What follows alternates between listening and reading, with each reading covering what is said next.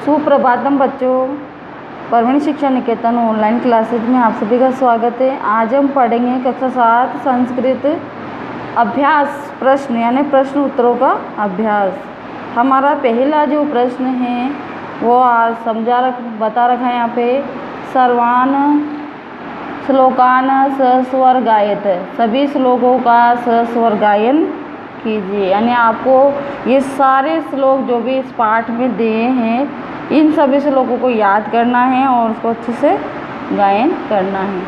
अब अगला प्रश्न है हमारा प्रश्न नंबर 2, यथा योग्य श्लोकांशान मेलित। ये जो श्लोकों के अंश दिए हुए हैं, क खंड दे रखा है और दूसरा दे रखा है ख खंड दे रखा है। यानी जो श्लोक हमने पढ़े हैं उनको क जो लिखा हुआ ना उसको ख से मिलान करना है कि कौन सी पंक्ति श्लोक की कौन सी जो पंक्ति है वो इससे मिली हुई है, उसको मिलान करना है। सिर्फ आपको मिलान करना है, यानी मेले तो लिखा हुआ है इसलिए मिलान करना है। इसमें है आपका क में क खंड में जो दे रखा है धन धान्य प्रयोगेषु। अब आपको इसमें जो धन धान्य प्रयोगेषु एक श्लोक है हमारे, तो ये जो इतनी जो पंक्ति दे रखी है ये जैसे ये पंक्ति दे रखी है ना असद्भि किंचित आचरेत तयक्त लज सुखी भवेत बहुरत्ना वसुंधरा और विद्या संग्रहेषु च सत्येन तपते रवि। अब इन 5 लाइन में से यानी कौन सी पंक्ति इसमें आएगी? अगर आपको श्लोक आता है और नहीं भी आ रहा है अभी मान लो, तो आप अपने उस श्लोक में देख सकते हो। देखो इसमें धन धान्य प्रयोगेषु, तो इसमें कौन सा आएगा? ये आएगा विद्या संग्रहेषु च।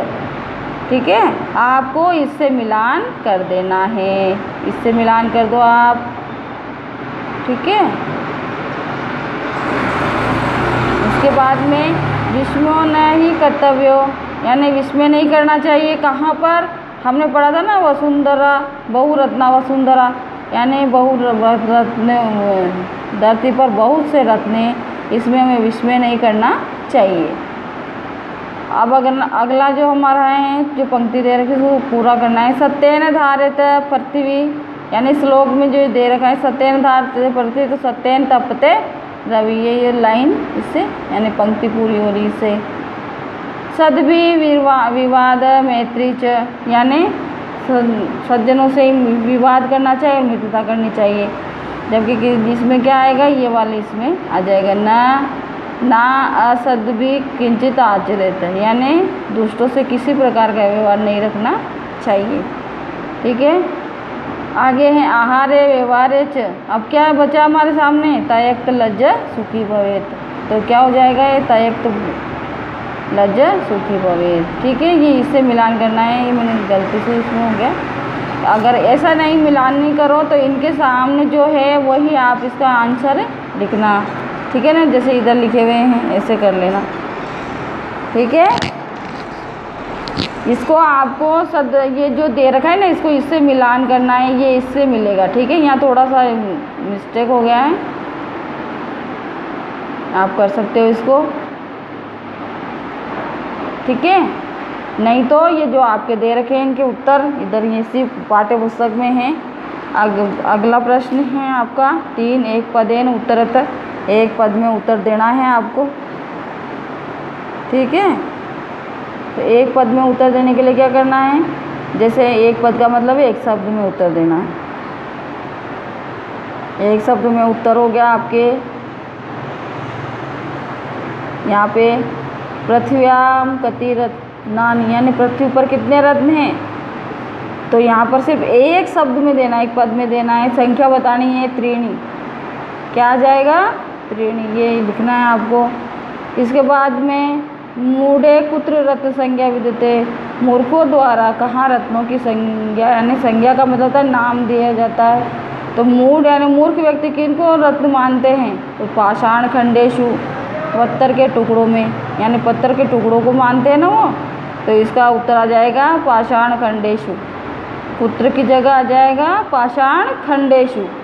अब अपना अगला है ग पृथ्वी केन धारित, पृथ्वी किसके द्वारा धारण की जाती है? तो केन जो तृतीया विभक्ति है यहाँ पे, तो इसमें सत्येन यानी जिससे पूछा जाता है उसी में आंसर यानी उत्तर देना होता है। तो यहाँ केन की जगह क्या आ जाएगा, सत्येन, सत्य के द्वारा या सत्य से। ठीक है, अगला हमारा प्रश्न है के है संगतिम कुर्वीत, यानी किसके साथ यानी संगति, किसकी संगति करनी चाहिए। के यहाँ पर आया किसके साथ, स के योग में तृतीया विभक्ति आई है, ये तृतीया का बहुवचन है किम शब्द में। ठीक है, तो यहाँ पर के की जगह क्या लिखना है, सद्भी। सद्भी का मतलब सज्जनों के साथ।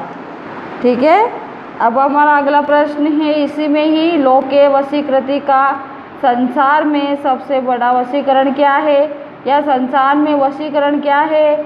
तो हमारा जो श्लोक था उसमें आया था क्षमा, तो का की जगह क्या लिख दोगे, क्षमा, या तो आप क्षमा ही लिखना है, एक शब्द में ही देने आपको। तो इस प्रकार आपके ये प्रश्नों के उत्तर हो गए।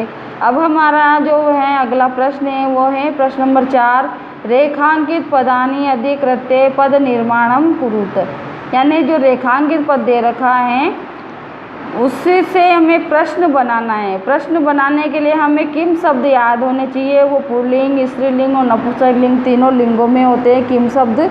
अगर तीनों लिंगों में होते हैं और जैसे पूछा जाता है उसी तरह से किम शब्द का प्रयोग यहाँ पर किया जाता है। जैसे सत्येन वाति वायु, इसके नीचे जो है रेखांकित पद कौन सा है, सत्येन, सत्य से वायु बहती है। तो ये पूछ रहा है कि किससे वायु बहती, तो किससे के लिए किम शब्द में क्या आ जाएगा, पुल्लिंग का केन, केन वाति वायु, केन वाति वायु, यानी वायु किससे बहती है। तो ये हो गया। फिर इसके बाद में आपको प्रश्नवाचक चिन्ह लगा देना है।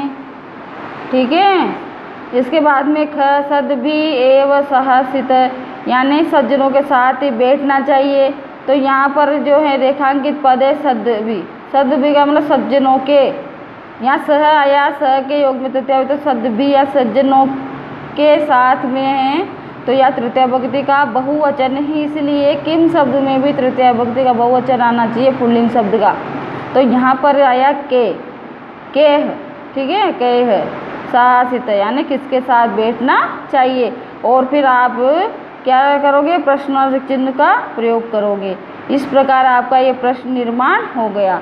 अगला है आपका ग, वसुंधरा बहुरत्ना भवती, ये वसुंधरा पर रेखांकित है, रेखांकित कर रखा है इसको, बहुरत्ना भवती, पृथ्वी बहुरत्ना है।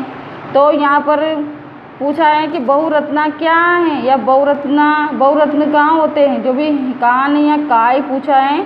यानी धरती है ना बहुरत्न वाली, तो उसका नाम दिया है, तो एक तरह से इसको का, यानी स्त्रीलिंग शब्द है, किम शब्द में का बहुरत्ना भवती। अगला जो हमारा है प्रश्न बनाने का वह है विद्या संग्रह सुतयक्त लज्जा सुखी भवेत, विद्या के संग्रह में जो लज्जा त्याग देता है वही सुखी होता है।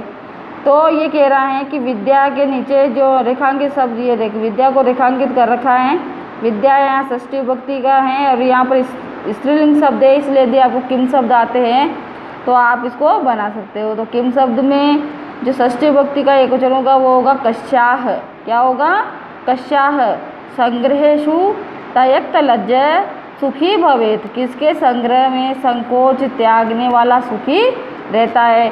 और फिर आप प्रश्नवाचक चिन्ह लगाने दो।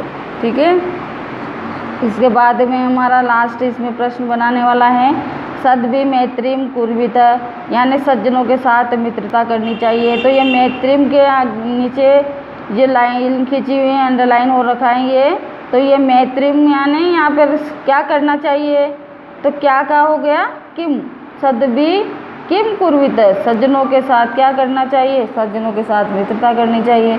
तो किम आ गया और प्रश्नवाचक चिन्ह हो गया। ये हमारा इस ये जो वाक्य है इसका प्रश्न निर्माण इस प्रकार हो गया। ठीक है, अब हमारा अगला प्रश्न है, हमारा जो अगला प्रश्न है प्रश्न नंबर 5, प्रश्नों के उत्तर लिखने हैं आपको, पूरे उत्तर लिखने हैं। कुत्र विस्मय न कर्तव्य, कहाँ विस्मय नहीं करना चाहिए, यानी दाने तपसी शौर्य विज्ञाने विनय नये च विस्मयो न कर्तव्य, एक श्लोक पढ़ा ना हमने, तो उसका ये आंसर, यानी दान में, तप में, शौर्य में, विज्ञान में, विनम्रता में और नीति में विस्मय नहीं करना चाहिए। यानी इस पृथ्वी पर बहुत सारे ऐसे महापुरुष हुए हैं जो जिन्होंने बहुत त्याग दान में जिन्होंने प्रसिद्धि पाई है, तपस्या में पाई है, किसी ने बल पे पाई है, किसी ने ज्ञान विज्ञान में पाई है, किसी ने विनम्रता पे पाई है, किसी ने नीति पे पाई है। तो इस प्रकार इसका ये आंसर यानी उत्तर हो गया। ठीक है। अब अगला हमारा ख पृथ्व्या त्रीणि रत्नानि कानि। पृथ्वी पर 3 रत्न कौन कौन से हैं? पृथ्वी पर 3 रत्न कौन कौन से बताए हैं? 3 रत्न बताए थे ना। अब उनके पहले तो हमारे जो प्रश्न पूछा था एक पदेन में, उसमें तो संख्या पूछी थी। अब इसमें नाम भी पूछे कि जो पृथ्वी है उस पर 3 रत्न कौन कौन से हैं। तो हमने पढ़ा था कि पृथ्व्याम यानी पृथ्वी पर, त्रीणि की जगह लिखोगे आप, यानी त्रीणि रत्न लिखोगे ना तो त्रीणि इधर लिखना, कानि की जगह जलम अन्नम सुभाषितम च, यानी जलम अन्नम सुभाषितम च, यानी 3 हो गई है त्रीणि रत्नानि। ठीक है। इस प्रकार आप पूर्ण वाक्य में उत्तर देना है आपको। इसके बाद में आपके जो ख पृथ्व्याम त्रीणि रत्नानि हो गए, तो आगे हैं ग तयक्त लज कुत्र सुखी भवेत, यानी संकोच को त्यागने वाला है ना, लज्जा को त्यागने वाला कहाँ सुखी होता है?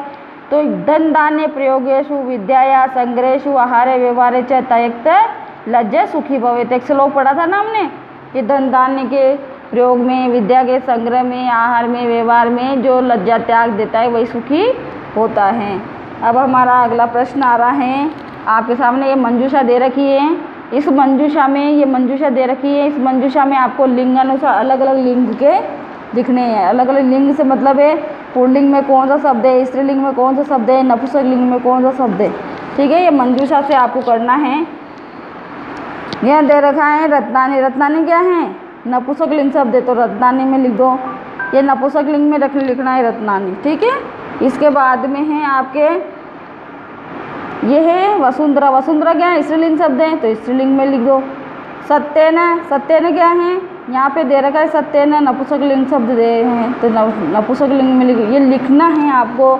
इस प्रकार तीनों लिंगों के बनाना है, लिखना है इसमें, और फिर इसमें लिखना है। आगे है अन्नम। अन्नम दे रखा है या नपुंसक लिंग में है। बहिन, बहिन जो है यहाँ पे अग्नि, इसको पुल्लिंग मानना है, तो पुल्लिंग में। रवि भी पुल्लिंग शब्द है, पृथ्वी स्त्रीलिंग शब्द है, और संगति भी स्त्रीलिंग शब्द है। इस प्रकार ये आपके इस प्रश्नों के उत्तर इस प्रकार आपको लिखने हैं। अब ये कह रहा है आगे कि जो दे रखी हैं इस पद में धातु कौन सी धातु है, यानी धातु क्या है, धातु लिखनी है इसमें। ये तो जो लकार में बने हुए हैं, जो कोई तो लकार में, कोई लकार में है, यानी लकारों में बने हुए हैं, लेकिन इस धातु कौन सी मूल ये बतानी है हमें। करोति में मूल धातु है क्री। क्री यानी करना, या करोति यानी करता है, इसका अर्थ हो जाता है। पश्य, पश्य यानी देखा। अब यहाँ पश्य यानी देखना क्या होता है, तो दृश्य, दृश्य यानी देखना। इस दृश्य से ये पश्य धातु मतलब ये दृश्य धातु से ये पश्य शब्द बनता है। भवेत में क्या होगा, ये विधिलिंग लगा रखा है, तो यहाँ पे इसके जो धातु बतानी है, मूल धातु क्या है इसकी, भू, भू यानी होना। और तिष्ठति यानी बैठता है या बैठा है, जो भी है इस प्रकार, तो इसमें लिख सकते हैं। इसमें आएगा स्था यानी ठहरना, बैठना, जो भी है। ये स्था जो धातु होती है, इसी से ये तिष्ठति धातु बनती है, मतलब धातु रूप बनते हैं। ये धातु रूप है और ये धातु ये हैं। ठीक है। अब हमारा अगला प्रश्न है, या फिर चाहे ये प्रश्न पूरे हो गए आपके। आपको इसको पाठ्य पुस्तक जिसमें से देख के आपकी नोटबुक में इनको करना है। ठीक है। प्रश्न जो आपके दिए हुए हैं 2, 3, 4, 5 और 6 और 7, ठीक है, ये आपकी नोटबुक में होने चाहिए और बड़ा सुंदर सुंदर राइटिंग में आप इसको करोगे और याद भी करेंगे।